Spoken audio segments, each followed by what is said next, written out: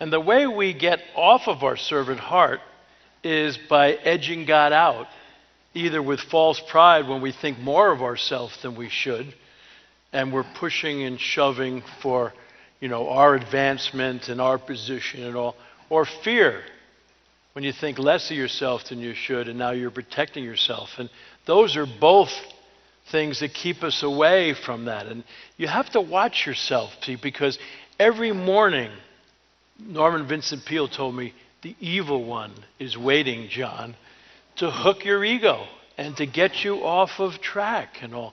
Like, how many of you are parents? Okay, put your hands up around the country. How many of you have teenagers, People always smile when you mention teenagers. Let me just give you an interesting example of a choice between being self-serving and serving. Suppose your 16-year-old son says, I am sick and tired of you and the way you run this house and all. I'm out of here. And he slams the door and runs out. Now, how many parents would run to the door and shout out, who do you think you're talking to?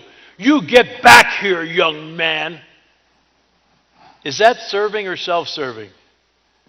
That's self-serving. What are you're worried about your position. I'm the parent and all that kind of thing. How can you do this? You look like you've said that before. I know. But if you're coming from a servant heart, what would you yell at him? Honey, you're obviously really upset, and it sounds like I'm a big reason for it. Couldn't we please talk before you go to see your friends? See, and that's that interesting choice, In the morning, somebody yells at you as you leave the house. You got a choice. You can yell back, or you can go back in and give them a hug and a kiss and say, I hope your day goes better. Somebody cuts you off on the way to work. You got a choice point. You can give them an interesting sign, or you can send them a prayer. There's just so many choices every day, don't you think, Tom? There's a story about old Mayor Daley in Chicago, not the current one, but the one that was there 40 years ago, that one of his idiosyncrasies is he would never read a speech ahead of time. It'd be written for him, and he would just read it when he showed up. And he was, a very powerful leader.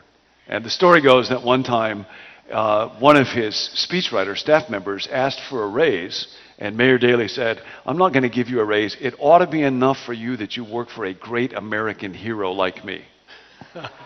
And that, he thought, was the end of the conversation, until sometime later he was given a speech, and it was Veterans Day. It was for a group of veterans, and it was getting nationwide press coverage. And he started to read his speech, which he didn't look at until he got up there to speak to him. And he said, a lot of people have forgotten about the veterans in this country, federal level and so, but I haven't. In fact, today, I want to lay out a 17-point proposal to care for the veterans of this country. And everybody was very interested to hear what he was going to say next. He was quite interested himself. And he turned the page, and all it said on the next page was, you're on your own now, you great American hero, you.